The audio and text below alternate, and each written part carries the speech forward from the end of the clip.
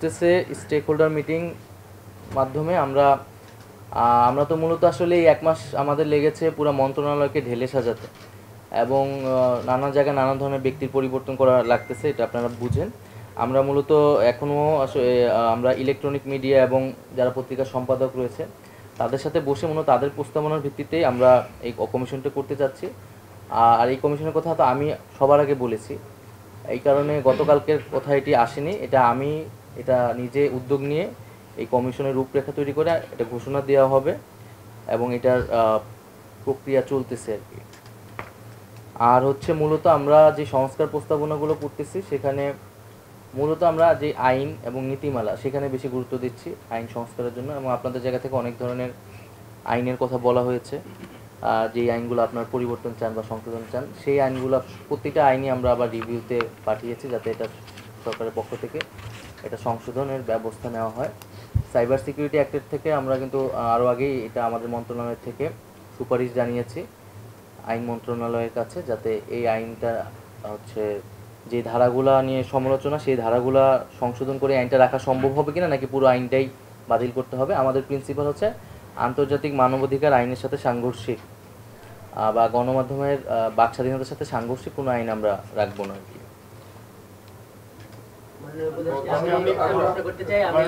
আমরা বিভিন্ন জায়গা থেকে অসহযোগিতা পাচ্ছি, এটা আমরা অস্বীকার করব না, এবং একটা যেহেতু অভ্যুত্থান পরবর্তী পরিস্থিতি আমাদেরকে ফেস করা লাগতেছে, ফলে আমরা কিন্তু কোনো নিয়মতান্ত্রিক পরিস্থিতিতে নাই, ফলে আমাদের নানা দিক থেকে নানা সমস্যা আসছে এবং সেই সমস্যাগুলো আমাদের প্রতিদিনই নতুন নতুন সমস্যা আসছে, আন্দোলন আসছে, দাবি দেওয়া আসছে, সেগুলো কিন্তু আমাদের ফেস করা লাগতেছে। শ্রমিক অসন্তোষ চলছে, তবে প্রশাসন আমরা ঢেলে সাজাচ্ছি এবং আমরা আশা করি যে খুব দ্রুত সময়ের মধ্যে যে প্রশাসনের যে স্থবিরতাটা সেটা আসলে কেটে যাবে এবং আমরা আসলে যেই ধরনের প্রস্তাবনা দিচ্ছি বা 100 দিনের কর্মসূচি সেটা আসলে সবগুলো মন্ত্রণালয়ে বলে দেওয়া হয়েছে যাতে এই 100 দিনের মধ্যেই এই কাজগুলো যাতে বাস্তবায়ন করা হয়। তো আশা করি যে এই ধরনের কোনো সম্ভাবনা নেই যে সেক্রেটারিয়েট বা এই ধরনের, কিন্তু একটা স্থবিরতা আছে এবং সেটি আসলে দ্রুত সময়ের মধ্যে কেটে যাবে বলে আমরা আশা করি। একটা সুন্দর গণতান্ত্রিক ব্যবস্থাপনার জন্য অভাব মুক্ত গণমাধ্যম ভীতিহীন একটা লেখনী বা আমরা যেটা সাংবাদিকতা বলি সেটা আমাদের অতি আবশ্যকীয়। তো সেক্ষেত্রে গত 15 বছরে আমাদের প্রায় 70-এর উপরে সাংবাদিক মারা গেছে। আমরা তো বলেছি যে 16 বছরের সকল নিপীড়নেরই কিন্তু আমরা আসলে ন্যায় বিচার নিশ্চিত করতে চাই। তো সেই এবং গুমের জন্য স্পেসিফিক গুমের তদন্ত কমিশনও কিন্তু করা হয়েছে।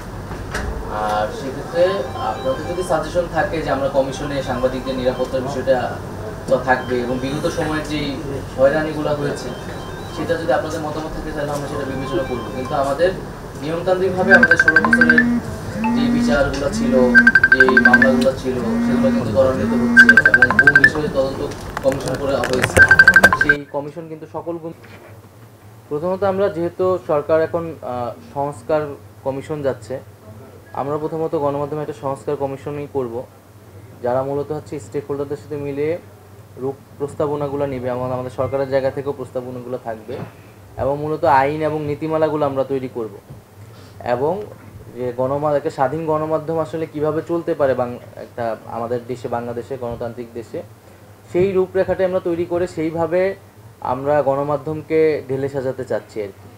তো সেই অনুযায়ী সংস্কার কমিশন করে তারপরে সেটা হয়তো একটা কমিশনে রূপান্তরিত হবে। মাননীয় উপদেষ্টা, আমি ইসমাইল হাসান রাসেল কাজ করছি ড্রাগনিতে। আমার একটা প্রশ্ন আছে, সেটা হচ্ছে যে ফাতিমা তাসনিম তাকে নিয়ে একটা আলোচনা আমরা সামাজিক যোগাযোগের মাধ্যমে দেখেছি, তিনি আপনার বোন বা এই ধরনের আপনি ক্লিয়ারও করেছেন গণমাধ্যমে, কিন্তু তিনি কিন্তু আপনার বোন পরিচয় আল জাজিরা সহ ডেইলি স্টার দু একটি প্রতিবেদনে কিন্তু সেখানে প্রচারও হয়েছে যে তিনি আপনার বোন। তখনও কেন আপনি এই ধরনের কোনো প্রতিবাদ আপনার তরফ থেকে আসলো না, বা এটিকে আপনার নজর আগে এসেছিল কিনা? এখন ওনার কি হয়েছে এখন আমি না, তিনি তার পরিচয় এর আগেও আপনার বোন পরিচয় দেয়া হয়েছে, সেটিকে আপনি কোনো প্রতিবাদ এর আগেও জানিয়েছিলেন? ওই সময় তো এটা কেউ যদি এখন আমার বোন পরিচয় দেয় এটা তো প্রতিবাদ জানানোর বিষয় না, যদি এটা কোনো ইস্যু না হয়। এখন আমি যখন হাসপাতালে ছিলাম তখন তো একটা খুবই ক্রুশিয়াল মোমেন্টে আমরা ছিলাম, উনি তখন আমাদেরকে হেল্প করেছিলেন। আমি যতটুকু জানি উনি গণ অধিকার পরিষদের নেত্রী ছিলেন। আমাদের বিশ্ববিদ্যালয়ে পড়াশোনা করেছেন, সেই জায়গা থেকে বিশ্ববিদ্যালয়ের বোন হিসেবে তিনি তখন আমাদেরকে অনেক হেল্প করেছিলেন। আর আমার পক্ষ থেকে তো আসলে আমাকে যখন তুলে নেওয়া হয়েছে বা কথা বলারও কেউ ছিল না। হ্যাঁ, আমার পরিবারের সদস্যদেরও আমরা মানে তারাও কথা বলতে এক ধরনের নিরাপত্তাহীনতা ছিল। তো তখন তিনি আমাদের পক্ষ থেকে অনেক জায়গায় হয়তো কথা বলেছেন, এগুলো আমরা তখন অত নজর রাখারও সময় পাইনি বা খেয়াল করারও সময় পাইনি। তো এইটাই হচ্ছে তার সাথে। আমার নিজের কোনো বোনই নেই, আমরা দুই ভাই। তো আসলে বোন নাই। ও না না, ওনার সাথে তো আমার আসলে আগেও যোগাযোগ ছিল না, এবং এরপরে এত ব্যস্ততার ভিতরে আমি ওনার সাথে এখনো যোগাযোগ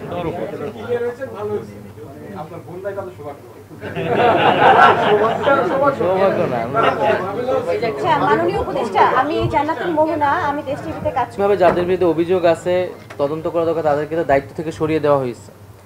বিটিআরসি তো দুইজন চেয়ারম্যান সহ তিনজন ইতিমধ্যে পদত্যাগ করেছেন, আর নতুন সেখানে চেয়ারম্যানও দেওয়া হয়েছে, এবং ওই চেয়ারম্যান আমরা আরও নতুন কমিশনার সেখানে দিব। মূলত তারা দায়িত্ব নিয়ে পুরো বিটিআরসির এই বিষয়টা সুরাহা করবেন আর কি।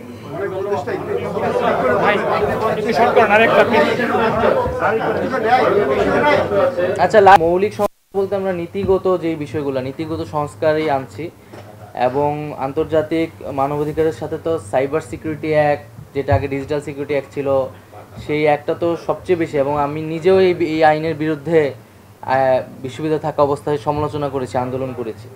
তো এই আইন সহ যেই আইনগুলো রয়েছে, যেগুলো নিয়ে প্রশ্ন রয়েছে, সেই সকল আইনগুলোই আমরা পুনর্মূল্যায়ন করছি। কিন্তু পুনর্মূল্যায়নের ক্ষেত্রে আমি যেটা বলছি, আমাদের মানদণ্ডটি হচ্ছে এটি, যে আন্তর্জাতিক মানবাধিকার আইনের সাথে বা মানদণ্ডের সাথে সাংঘর্ষিক আইনগুলোকে আমরা রাখবো না। এই মানদণ্ডের ভিত্তিতে আমরা আসলে এটা বিবেচনা করব। আরেকটি বিষয় আর কি বলতে চাচ্ছি, যেটা হচ্ছে আপনাদের মাধ্যমে জনগণের উদ্দেশ্যে, সারা দেশের মানুষের উদ্দেশ্যে, যে আমরা বিভিন্ন জায়গায় আসলে খোঁজ পাচ্ছি এবং দেখতে পাচ্ছি যে বিশেষত আমরা যারা আন্দোলনে ছিলাম, সরকারের দায়িত্বে আছি বা যা অনেকে বাইরে আছে, তাদের নাম ব্যবহার করে, সমন্বয় পরিচয় ব্যবহার করে দেশের বিভিন্ন জায়গায় নানা ধরনের সুযোগ সুবিধা, অন্যায় সুযোগ সুবিধা নিচ্ছে মানুষ, এবং হচ্ছে চাঁদাবাজির মতো ঘটনাও ঘটছে। আমরা কিন্তু এর আগেও বিভিন্নবার যারা ছিলেন সমন্বয়, তারা কিন্তু এটার প্রতিবাদ জানিয়েছেন, নিন্দা জানিয়েছেন। আমি আমার ব্যক্তিগত জায়গা থেকেও এই ধরনের ঘটনার নিন্দা জানাই, এবং সবার কাছে সুস্পষ্ট বার্তা দিতে চাচ্ছি যে আমার নাম ব্যবহার করে কোথাও কোনো ধরনের অন্যায় সুযোগ সুবিধা নেওয়ার চেষ্টা করলে সেটা যাতে তার বিরুদ্ধে যাতে ব্যবস্থা গ্রহণ করা হয়। এবং শুধু বাইরে না, আমি খোঁজ পেয়েছি যে আমাদের সরকারের ভিতরেও সরকারি কর্মচারীরাও এই ধরনের নানা ধরনের সুযোগ সুবিধা নিচ্ছে, এবং অনেকে এসে ছবি তুলে নিয়ে যায়। আমরা তো সবাইকে চিনি, এই ছবি ব্যবহার করেও নানা জায়গায় সুযোগ সুবিধা নিচ্ছে। তো সকলের কাছে এটা আহ্বান থাকবে, এবং পুলিশ প্রশাসনের কাছে এটা বলে দেওয়া হয়েছে যে আমাদের নাম ব্যবহার করে, আমাদের পরিবারের নাম বা কারো নাম ব্যবহার করে যাতে কোনো ধরনের অন্যায় সুযোগ সুবিধা কেউ না নেয়, এবং কেউ নিলে তার বিরুদ্ধে যাতে ব্যবস্থা নেওয়া হয় যথাযথ। আরেকটি বিষয় হচ্ছে যে আইন শৃঙ্খলার পরিবেশটি নিয়ে আমরা এখনও সন্তুষ্ট নই, এবং আমরা সরকারের জায়গা থেকে যথাযথ চেষ্টা করছি পুলিশকে আরও বেশি কর্মতৎপর করতে, এবং সকলের কাছে আহ্বান থাকবে, অনুরোধ থাকবে যাতে আমরা নিজেরা আইন হাতে তুলে না নেই, আমরা যাতে পুলিশ এবং প্রশাসনকে সহায়তা করি। কারণ দিন শেষে আমাদেরকে কিন্তু রাষ্ট্রীয় প্রতিষ্ঠানগুলোকেই শক্তিশালী করা লাগবে। আসলে বিগত 16 বছরে সরকার পুলিশ এবং প্রশাসনকে এমনভাবে ব্যবহার করেছে এবং ভাবে দুর্নীতিগ্রস্ত করেছে, এখন কিন্তু পুলিশ এই আন্দোলনে তার যে তার ভূমিকার যে সমালোচনা, এটার কারণে কিন্তু পুলিশ এখনও আত্মবিশ্বাসের সাথে দাঁড়াতে পারছে না। ফলে আমাদের আইন শৃঙ্খলার যে কার্যক্রমটা সেটি ব্যাহত হচ্ছে। তবে আমরা বলতে চাই যে পুলিশকে কিন্তু এটা প্রমাণ করতে হবে যে এই নতুন অভ্যুত্থানের যে সরকার এবং জনগণের যে প্রত্যাশা, তার সাথে তারা রয়েছে, এবং পুলিশও যথেষ্ট কিন্তু অদল বদল হয়েছে, এবং পুলিশের রিফরমেশনের কথাও বলা হচ্ছে, পুলিশের জায়গা থেকেও প্রস্তাব এসেছে। তো আমরা কিন্তু সেটি করব। তবে সরকার সবাইকে কিন্তু এটা এই জন্য সহায়তার মনোভাব রাখতে হবে। আমরা যাতে পুলিশকে সহায়তা করি, পুলিশ যাতে তার দায়িত্বটি পালন করতে পারে ঠিকমতো, এবং পুলিশের প্রতি আমাদের সরকারিভাবে নির্দেশনা দেওয়া রয়েছে, আপনাদের মাধ্যমেও বলছি, যাতে আইন অনুযায়ী তারা কার্যক্রম করে, তাদের ব্যবস্থা নেয়, এবং এই যে আত্মবিশ্বাসটি তারা হারিয়েছে সেটিকে তাদেরকে ফিরিয়ে আনতে হবে এবং অভ্যুত্থানের যে আকাঙ্ক্ষা সেই আকাঙ্ক্ষার পক্ষে কাজ করলেই কিন্তু কেবল তারা আমরা সবাই আসলে সরকার পুলিশ প্রশাসন জনগণের আর যে সমর্থন সেই সমর্থনটি আমরা পাবো।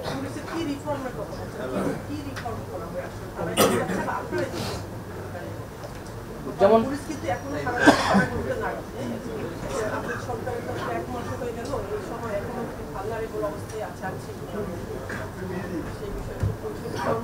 পুলিশ আসলে যেই অভ্যুত্থানে পুলিশের যে ভূমিকা এই ভূমিকার পরে স্বাভাবিকভাবেই এই পুলিশ এই একই বাহিনীকে আবার আইন শৃঙ্খলার কাজে লাগানোটা মানে এত সহজ কাজ না এবং পুলিশের যে বিষয়টা আসলে পুলিশের কিন্তু অনেক ক্ষোভ রয়েছে যে পুলিশকে যে 16টা বছর ব্যবহার করা হয়েছে এবং পুলিশ তারা চাচ্ছে যে তাদেরকে যাতে রাজনৈতিকভাবে ব্যবহার করা না হয়, বিরোধী দল দমনে বা আন্দোলন দমনে এইভাবে নিষ্ঠুরভাবে যাতে ব্যবহার না করা হয় সেই জন্য পুলিশের কিছুটা সেই স্বায়ত্তশাসনটা তারা চাচ্ছে, নীতিমালা বা আইনের সংশোধনটা চাচ্ছে তারা এবং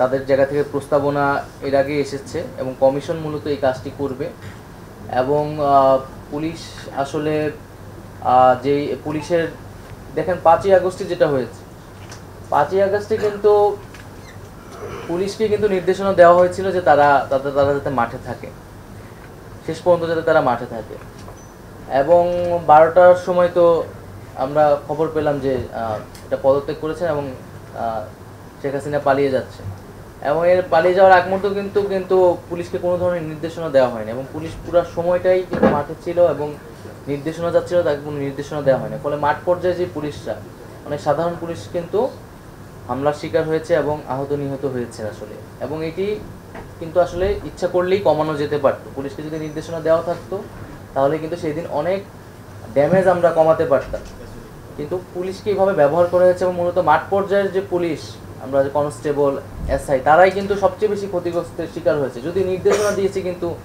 উপরের মহলের লোকেরা আসলে। তো এই বিষয়টা আমাদের আসলে বিবেচনা করতে হবে, পুলিশের বিষয়টা সংবেদনশীলতার সাথে নিতে হবে এবং ভবিষ্যৎ বাংলাদেশে যাতে আমার দেশের একটা রাষ্ট্রীয় বাহিনী কখনোই জনগণের বিপক্ষে এইভাবে দাঁড়াতে না পারে এই ধরনের আইন এবং নীতিমালা এবং সংস্কৃতি আমাদেরকে গড়ে তুলতে হবে।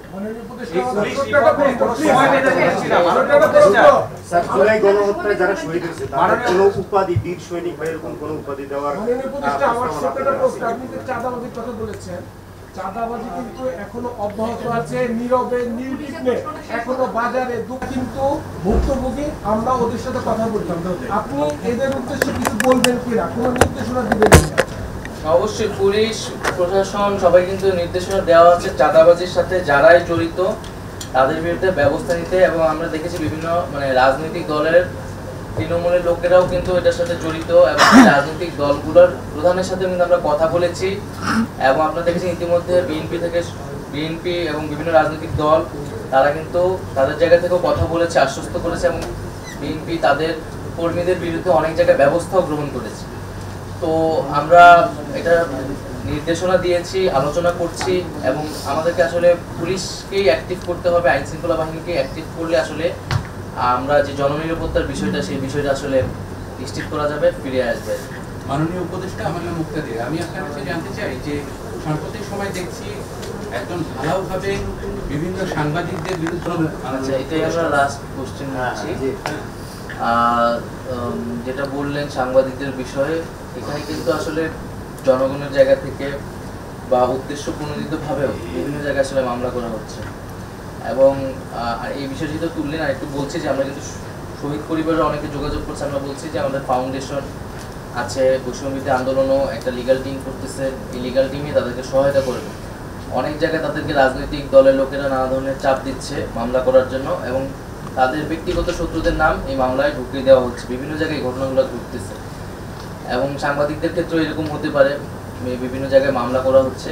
আমরা বলেছি এই এই যে আমাদের হত্যাকাণ্ডটি হয়েছে জুলাই হত্যাকাণ্ড সেটির বিচার জন্য কিন্তু একটা বিশেষ ট্রাইব্যুনাল করা হয়েছে, ট্রাইব্যুনালের মাধ্যমে এর বিচার কার্যটি সম্পাদিত হবে এবং সাংবাদিক বা যে কেউ এই গণহত্যার সাথে যারা জড়িত, গণহত্যাকে নানাভাবে বৈধতা দিয়েছে, উস্কানি দিয়েছে, তাদেরকে এই বিচারের আওতায় আনা হবে। সেটা সাংবাদিকই হোক, আইনজীবী হোক, রাজনৈতিক দলের কর্মী হোক, পুলিশ হোক, প্রশাসন হোক, যে কেউ। তো এই হত্যাকাণ্ডের বিচার সেই ট্রাইব্যুনালের মাধ্যমে আমরা সরকারের জায়গা থেকে করব। আর এরপরে ফৌজদারি আইনে তো বিভিন্ন মামলা দেওয়া হচ্ছে, সেটা কোর্টে যাবে, এবং আমরা সরকারের জায়গা থেকে তো এই ধরনের মামলার নির্দেশনা দেওয়া হয়নি, এবং আমরা বলেছি যে যদি কোনো নিরপরাধ ব্যক্তি যাতে সাজাপ্রাপ্ত না হয়, ভুক্তভোগী না হয়, এবং সুস্পষ্ট প্রমাণ না থাকলে তাকে হত্যা মামলাও যাতে না দেওয়া হয়, এবং সুস্পষ্ট প্রমাণ এবং অভিযোগের ভিত্তিতেই তাকে যাতে অভিযুক্ত করে মামলা নেওয়া হয়, এই বিষয়ে নির্দেশনা দেওয়া হয়েছে। এর মধ্যে কিছু মামলা ঘটনা ঘটেছে, সেটা আমরা বলেছি এটা সমর্থনযোগ্য নয়, এবং আমরা চেষ্টা করছি সামনের দিকে যাতে এই ধরনের ঘটনাগুলো না হয়। সবাইকে ধন্যবাদ। এক মাসের মধ্যে আমরা যেটা করেছি যে মন্ত্রণালয়গুলোতে যে দুর্নীতির অভিযোগ ছিল যেসব প্রকল্পগুলোতে, সেসব প্রকল্প সহ সকল প্রকল্পের একটা রিভিউ আমরা কমিটি করেছি, যে সবগুলো প্রকল্প যাতে রিভিউ করা হয়, এবং যেখানে দুর্নীতির অভিযোগ আছে সেগুলো যাতে খতিয়ে দেখে একটা রিপোর্ট পেশ করা হয়। আমরা তথ্য সম্প্রচার মন্ত্রণালয়ের অধীনে যে দপ্তর এবং সংস্থার বিভিন্ন কমিটি সমূহ রয়েছিল সেগুলোকে বাতিল করা হয়েছে, এবং বাতিল করতে কমিটি পরিচালনার জন্য নতুন করে কমিটি পুনর্গঠন করা হচ্ছে। এই কাজটি এখনো প্রক্রিয়াধীন, এবং বিগত সরকারের সময় দপ্তর সংস্থায় নিয়োগকৃত চুক্তিভিত্তিক সকল নিয়োগ বাতিল করা হয়েছে। বিগত সরকারের সময়ে দপ্তর সংস্থায় কর্মরত ঊর্ধ্বতন বিভিন্ন কর্মকর্তা যাদের বিরুদ্ধে অভিযোগ রয়েছে অদক্ষতা বা দুর্নীতি বা ফ্যাসিবাদী সরকারকে সহায়তা, তাদেরকে অন্যত্র পদায়ন করা হয়েছে এবং তদন্ত করা হচ্ছে। সুস্পষ্ট অভিযোগ বা প্রমাণের ভিত্তিতে তাদের বিরুদ্ধে আইনি ব্যবস্থা নেওয়া হবে অনেকের ক্ষেত্রে। আমরা বৈষম্যবিধি ছাত্র জনতার আন্দোলনে সমগ্র বাংলাদেশে হতাহত সাংবাদিকদের তথ্য সংগ্রহ করার জন্য সংশ্লিষ্ট দপ্তর সংস্থাকে দায়িত্ব প্রদান করা হয়েছে। সেক্ষেত্রে একটা তথ্য আমরা পেয়েছি পিআইডি থেকে, যেখানে 5 জন সাংবাদিক নিহত হয়েছেন এবং 98 জন আহত হয়েছেন। এই তথ্যটি আমাদের কাছে এসেছে। এছাড়া আমরা গত মাসে যেই আমাদের অনুষ্ঠানগুলো হয়েছে, যেই ধরনের কর্মসূচিগুলো হয়েছে সেগুলোকে সম্প্রচার করা হয়েছে বাংলাদেশ বেতার এবং বাংলাদেশ টেলিভিশনের পক্ষ থেকে। বৈষম্যবিধি ছাত্র জনতা আন্দোলনের শহীদ ও আহত ছাত্রছাত্রীদের পরিবার নিয়ে 20টি ফিচার বাংলাদেশ সংস্থা কর্তৃক প্রকাশ করা হয়েছে, এবং বৈষম্যবিরোধী ছাত্র জনতা আন্দোলন অন্তর্বর্তীকালীন সরকারের কার্যক্রম কর্তৃক 419টি তথ্য বিবরণী ও স্কর প্রচার 1204টি গুরুত্বপূর্ণ ছবি প্রিন্ট ও ইলেকট্রনিক মিডিয়া প্রকাশ করেছে। এছাড়া আমাদের ডাক টেলিযোগাযোগের বিভাগের অধীনে আমরা প্রথমে এসে বৈষম্যবিরোধী কোটা সংস্কার আন্দোলন চলাকালীন সময় ইন্টারনেট সংযোগ বিচ্ছিন্ন হয় যে তদন্ত